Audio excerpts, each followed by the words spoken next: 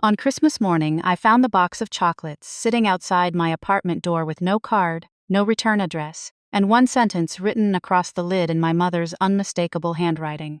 For our daughter who still knows what family means. I stood there in my slippers staring at those 9 words, while the hallway heater clicked and rattled behind me. My first instinct was to laugh, my second was to close the door. Instead, I picked up the box. It was heavier than it looked. I carried it inside and placed it on my kitchen counter without opening it. For almost a minute, I simply stood there with my hands pressed against the edge of the counter, listening to the refrigerator hum. 3 Christmases earlier, my mother had told me I was no longer welcome at the family house. 2 Christmases earlier, my father had stopped answering my calls. Last Christmas, my younger sister Claire had sent me a text that said, "Please stop making things harder for everyone." So why were my parents suddenly sending me chocolates? And why did the message sound less like love than a warning? I took a photograph of the box before touching anything else. That habit had started months earlier. My name is Evelyn Carter. I was 34 years old that Christmas, and for the previous 11 months I had been rebuilding a life I hadn't expected to need to rebuild. I worked as a financial compliance analyst for a regional hospital network in Boston. My job was mostly spreadsheets, contracts, invoices, audit trails, and the quiet satisfaction of discovering that a number didn't belong where someone had put it. I wasn't glamorous, I wasn't wealthy, I wasn't particularly brave, but I was patient, and I noticed things. My family had always considered that a flaw. When I was 8, my mother used to say, "Evelyn notices everything." She meant it as criticism. Years later, I realized it was the closest thing she had ever given me to a compliment. I picked up the box again. The wrapping paper was expensive cream-colored paper with thin gold lines. My parents had always liked things that looked tasteful from a distance. I pulled the ribbon loose. Inside were 24 chocolates arranged in perfect rows. There was no note beneath them, just a second envelope. My name was written on it. I opened it carefully. "Please call your father before January 2. That was all. No Merry Christmas, no I love you, no apology, just a deadline. I put the envelope down. Then I remembered something my sister had once said to me. "Mom never gives anything without expecting something back." I almost smiled at the memory. Claire had whispered those words in the back seat of our father's car when we were teenagers. She had been 16, I had been 19. We had just watched our mother hand a neighbor a beautifully wrapped birthday present. Claire had leaned toward me and said, "Watch, she'll bring it up within a week." She had been right. Mom had mentioned that gift 3 days later. Then again at dinner. Then again when the neighbor didn't invite her to a luncheon. Back then, Claire and I had laughed about it. We were allies then. Best friends. 2 sisters who shared headphones, secrets, late-night snacks, and the belief that whatever happened inside our family, we'd protect each other. That belief didn't survive adulthood. I opened my phone and called Claire. She answered on the 4th ring. "Evelyn?" Her voice was cautious. "Did Mom and Dad send you anything for Christmas?" Silence. Then why? I looked at the box. "Because they sent me chocolates." Another silence. "Did you eat them?" "No." "Good." The word came too quickly. I straightened. "Claire, what's going on?" "I don't know." "You do." "No, I don't." "Then why did you sound relieved that I didn't eat them?" She exhaled. "I need to see you." "When?" "Today." That was when I knew the chocolates weren't the story. They were the beginning. Claire arrived 40 minutes later wearing a navy coat, carrying a paper bag from the bakery near my apartment. She looked almost exactly as I remembered her, except for the exhaustion around her eyes. She was 31. A high school guidance counselor, married for 4 years, 1 daughter, a mortgage. A life that, from the outside, looked stable. She put the bakery bag on the table and stared at the chocolate box. "You really didn't open them?" "I did." Her face tightened. "I mean eat them." "No." She pulled out a chair. "Good." I sat across from her. "What happened?" She rubbed her hands together. "Dad called me last night. And? He asked whether you'd contacted me." I stared at her. "Why would he ask that?" "I don't know." "Claire." She looked down. "Because he wants you to sign something." The room seemed to become quieter. "What?" "I don't know exactly." "You came here to tell me you don't know exactly?" "I came here because I don't trust them anymore." That sentence hurt more than I expected. Not because she was accusing our parents, because she was finally saying what I had been saying for years. I pushed the chocolates toward her. "Take them." She looked at the box. "What? Take them?" "Why?" "Because if Mom and Dad wanted to give me something, they could have sent money, a gift card, a sweater, anything. Instead, they sent a box with a deadline." Claire's eyes narrowed. "You think there's something inside?" "I think nothing in our family is ever just what it looks like." She picked up the box. "Then I'll take it." She didn't know that I had already taken photographs of everything. She didn't know that before she arrived, I had photographed the envelope, the wrapping paper, the handwriting, the shipping label, and the box itself from every angle. I wasn't planning revenge. Not yet. I was trying to understand what was happening. That afternoon, Claire called me from her car. "They're empty." "What? The chocolates?" I sat up. "What do you mean?" "I opened every piece." "You did what?" "They're hollow." My stomach tightened. "What?" "Every chocolate. The shells are intact, but they're empty." "Did you check the box?" "I'm looking at it now." "Don't throw anything away." "I wasn't going to." "Don't touch anything else." She laughed softly. "There she is." "Who?" "My little detective." I smiled despite myself. Then she said, "Evelyn, there's something under the tray." The smile disappeared. "What?" "A USB drive." Neither of us spoke. "Don't plug it into anything," I said. "Wasn't planning to." "Bring it to me." "I will." 3 hours later, Claire sat at my kitchen table while I connected the drive to an isolated computer I kept for work-related testing. There was one folder. Inside it were 19 files: invoices, bank statements, property records, corporate filings, email exports, and one spreadsheet. The first document I opened was a list of payments made by a company I recognized immediately. Carter Family Holdings, our father's company. My father had spent 35 years building Carter Family Holdings, from a small commercial landscaping business into a regional property management company.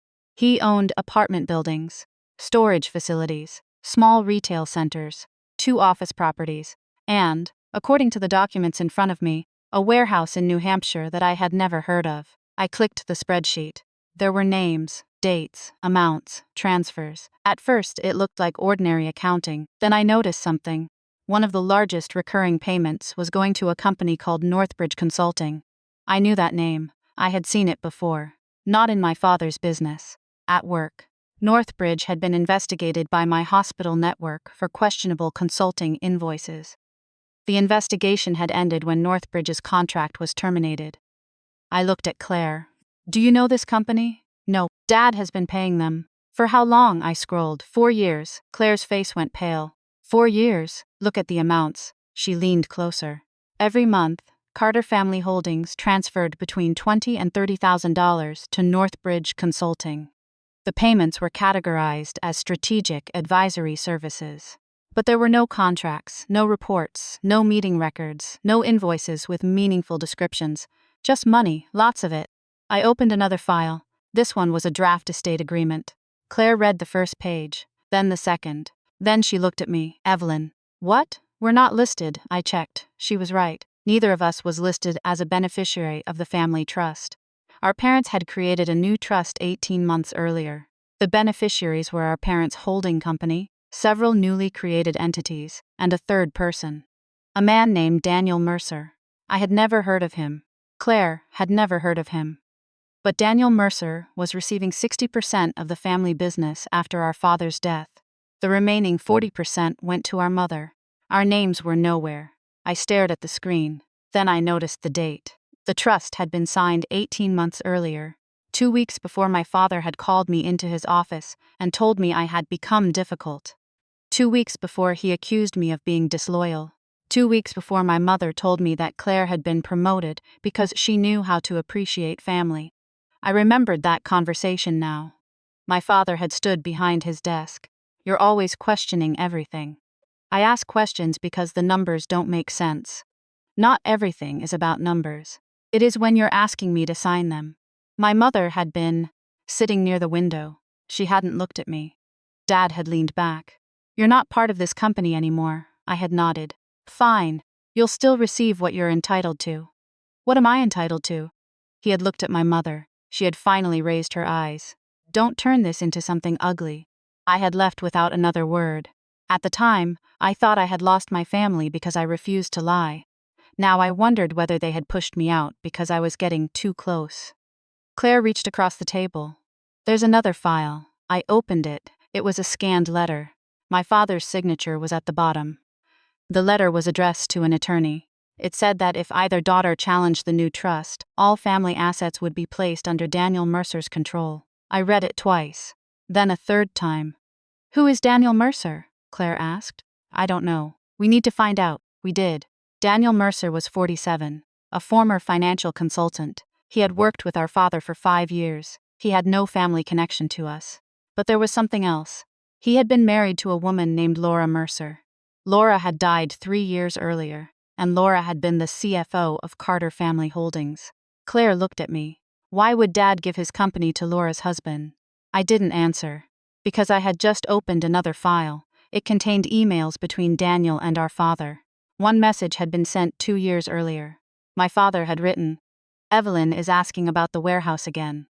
Keep her away from the records." Daniel had replied, "Understood." My hands went cold. Claire read the screen. She wasn't supposed to know. Know what? I opened the warehouse documents. The property had been purchased 6 years earlier. The buyer was Carter Family Holdings. The seller was Northbridge Consulting. The sale price was $2.8 million. But a later appraisal valued the warehouse at $5.9 million. Someone had moved almost $3 million in value through a transaction that looked ordinary on paper. I kept scrolling. Then I found something worse. A second appraisal. The warehouse was worth $6.4 million, and the appraiser was Daniel Mercer. Claire covered her mouth. That's illegal, right? I don't know. I stopped. That word matters. What? We don't know everything yet. I closed the laptop. I'm not going to accuse anyone until I have evidence that can survive scrutiny. Claire looked at me. You're still protecting them. No. I met her eyes. I'm protecting us. That night, neither of us slept much. The next morning, I contacted a lawyer. Not a family lawyer. A business attorney who specialized in financial disputes. Her name was Margaret Sloan. She was in her 60s, had silver hair, wore round glasses, and had the unnerving habit of letting silence do most of her work. I showed her the documents. She didn't react immediately. She read everything. Then she asked one question. "How did you get these?" I told her. She leaned back. "Do you still have the box?" "Yes." "Good." She pointed toward the folder. "Do you have the original shipping label?" "Yes." "Good." She looked at Claire. "And you?" "I have the chocolates." Margaret nodded. "Don't destroy anything. Don't confront your parents. Don't contact Daniel Mercer. Don't post anything online." Claire swallowed. "What do we do?" Margaret folded her hands. "We determine what is real." That became our strategy. For the next 6 weeks, we did nothing dramatic. That was the hardest part. We didn't scream. We didn't threaten. We didn't send angry emails. We didn't announce what we had found. We documented. Margaret obtained records through lawful channels. She reviewed public filings. She traced corporate ownership. She examined the trust. She found discrepancies. Then she found more. Northbridge Consulting wasn't independent. One of its subsidiaries was owned by a company registered to Daniel Mercer's brother. Another was controlled by a former employee of Carter Family Holdings. The money wasn't disappearing randomly. It was moving in circles, and my father wasn't the only person benefiting. My mother had received several large payments from one of the companies. Claire and I sat in Margaret's office when she showed us. Claire stared at the spreadsheet. "Mom?" Margaret nodded. "Your mother's name appears in several transactions. Why? We don't know yet." I looked at the dates, then I recognized one. The payment had been made 3 days after my mother had called me and told me I was selfish. That memory hit me unexpectedly. I had been sitting on the floor of my apartment crying after that call. My mother had said, "Your father built everything from nothing, and you think you deserve to question him." I had asked her, "What did I do to you?" She had answered, "You made this family ashamed." Now I knew she had received money 3 days later. I didn't know what it meant. But I knew one thing. The story I had been told about myself was beginning to fall apart. I wasn't the difficult daughter. I wasn't the selfish one. I wasn't the person destroying the family. I had simply been the person who noticed the missing pieces. Then Claire stopped answering my calls. At first, I assumed she was busy. She had a demanding job. Her daughter had been sick. Her husband worked long hours, but 3 days passed, then 5. Then I received a message, "Please don't contact me for a while." I stared at it. I called. No answer. I sent one message. "Are you okay?" She replied 2 hours later. "I need space." I knew immediately. Someone had reached her. 2 days later, my father called me. I almost didn't answer. "Evelyn." His voice sounded tired. "What do you want?" "Your sister tells me you're involved with a lawyer." I said nothing. "She doesn't understand what you're doing, doesn't she? She thinks you're trying to destroy the family." I laughed once. It wasn't a happy sound. "Dad, I haven't spoken publicly about anything. You don't need to." His voice hardened. You've always had a talent for making people believe the worst. I closed my eyes. There it was. The old pattern. Make me defend myself. Make me emotional. Make me explain. Then use my reaction as proof that I was unstable. I didn't take the bait. I hope you have a good Christmas. He paused. You're not going to win. I opened my eyes. I'm not trying to win. You always say that? No. I looked at the photographs of the chocolate box on my desk. I'm trying to understand the truth. He hung up. 3 hours later, Margaret called. Your father has filed a claim against you. My heart dropped. For what? He claimed I had unlawfully obtained confidential business documents. Margaret sounded calm. Don't panic. I'm not. You are breathing very fast. I looked down. She was right. What happens now? We respond. Can he do this? He can make the accusation. Can he prove it? That is a different question. For the first time in weeks, I smiled. The legal process moved slowly, painfully slowly. But slow didn't mean nothing was happening. It meant every document had time to speak. Margaret discovered that my father had signed several financial declarations without disclosing his relationship with Northbridge. She discovered that Daniel Mercer had approved appraisals involving properties he had a financial interest in. She discovered that my mother had transferred money from one family account into a personal investment account. And then she found something that changed everything. An email from Daniel Mercer to my father. It had been sent 6 months before the trust was created. The subject line read, Evelyn problem. The message was short. Daniel had written that I was becoming too observant, and that if I remained inside the company, the warehouse transactions could become difficult to conceal. My father had replied, then remove her access. I read the sentence several times. There was no misunderstanding, no ambiguity. They hadn't removed me because I was difficult. They removed me because I was dangerous to their secret. I showed Claire. She had finally come back. She sat across from me with tears in her eyes. I didn't know. I know. Mom told me you were jealous. I know. She said you were angry because Dad wouldn't give you control of the company. I never asked for control. I know. She covered her face. I believed them. I didn't tell her it was okay. Because it wasn't. But I also didn't punish her for it. She was my sister. And underneath everything that had happened, she was still the girl who had once whispered jokes to me in the back seat of our father's car. I reached across the table. She took my hand. Neither of us spoke for a long time. Then Claire said, I have something. She pulled an envelope from her purse. Inside was a handwritten note from our mother. I found it after you gave me the chocolates, Claire said. I unfolded the paper. My mother's handwriting looked different somehow, older, less controlled. It said, Evelyn. If you're reading this, I was too afraid to tell you myself. The rest explained that my mother had discovered the financial irregularities a year earlier. She had confronted my father. He told her that if she cooperated, Claire's future would be protected. If she refused, he would sell the family properties, leave her with nothing, and make sure neither daughter received anything. My mother had chosen silence. It wasn't noble. It wasn't innocent. But it was human. And somehow that made it harder to hate her. The letter continued. The chocolates were not my idea. I looked at Claire. What? She pointed to the bottom. Keep reading. My mother wrote that Daniel had insisted the chocolates be sent. He wanted the USB drive delivered without raising suspicion. He had told her that if I received the information, I would understand the situation and cooperate. But my mother had added one line of her own. I hoped you would give the chocolates to Claire. I stared at the sentence. Claire whispered. Why? I kept reading. Because if Evelyn gave them to you, I knew she still trusted you. I lowered the paper. For a moment, neither of us spoke. Then Claire started crying. I don't understand. I think Mom wanted to know whether we were still sisters. That was the first time I cried. Not when Dad disowned me. Not when the legal claim arrived. Not when I learned about the money. I cried because my mother, who had spent years teaching us that family was a weapon, had finally remembered that family could also be a refuge. The investigation continued. The truth became harder for my father to control. A regulatory review began. Several business partners asked questions. One property lender requested additional documentation. Daniel Mercer resigned from 2 boards. Northbridge Consulting closed one of its offices. My father stopped calling. My mother asked to meet me. We met at a small cafe near the harbor. She arrived early. She looked smaller than I remembered. Not physically, just somehow less certain. She stood when I approached. Hi, Evelyn. I sat down. She didn't. Can I? I nodded. She sat. For several seconds, neither of us spoke. Then she said, I don't expect forgiveness. Good. She nodded. I deserve that. I looked at her hands. They were trembling. Why did you let him do it? She swallowed. Because I was afraid. You could have told me. I know. You could have told Claire. I know. You let me think I was the problem. Her eyes filled. I know. I looked out the window. Boats moved slowly across the gray water. I spent years wondering what was wrong with me. My mother's voice broke. There was nothing wrong with you. I turned toward her. Then why didn't you say that? She had no answer. That silence was her answer. We didn't reconcile that day. Real life isn't a movie. There was no hug, no perfect apology, no magical erasing of years. There was only a woman who had finally told the truth, and a daughter who wasn't ready to pretend the truth fixed everything.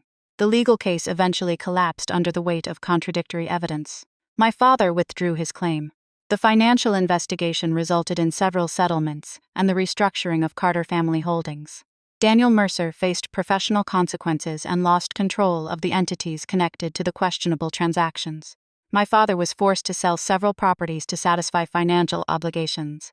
The family business survived, but it was no longer the empire he had imagined. Claire and I became beneficiaries of a new trust established under independent oversight. I refused any role in managing the company. Instead, I started my own compliance consulting practice. The first year was difficult. The second was better. By the third, I had more clients than I could handle. People sometimes asked why I had chosen that career. I always smiled. I'm good at noticing things. They usually laughed. I didn't explain. Christmas came again. 2 years after the chocolates. I was sitting in my apartment when someone knocked. I opened the door.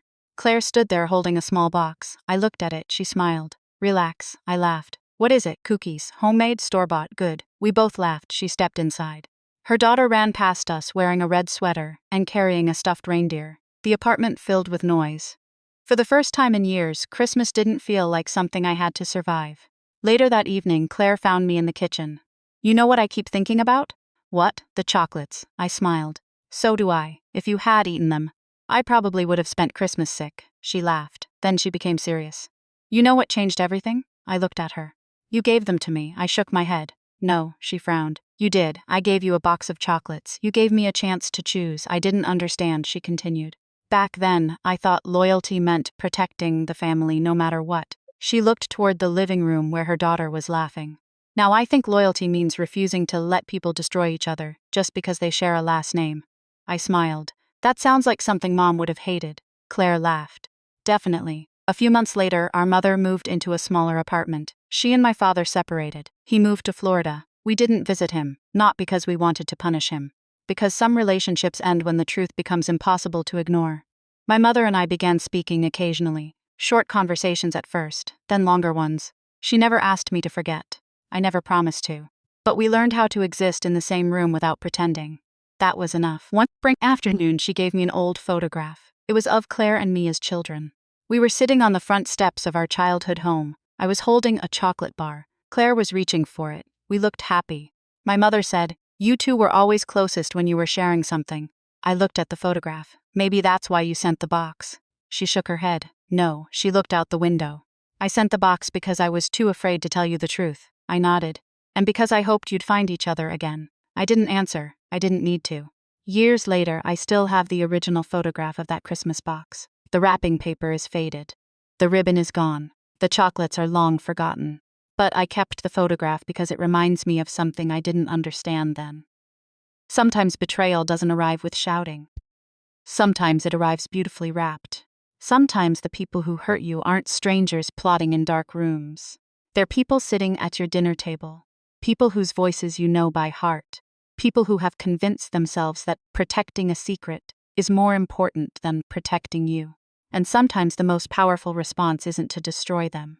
It's to become impossible to manipulate. I learned to document instead of argue. To ask questions instead of assuming. To pause when someone tried to make me emotional. To let facts speak when accusations became loud. Most importantly, I learned that forgiveness and trust are not the same thing. You can forgive someone without handing them the keys to your life again.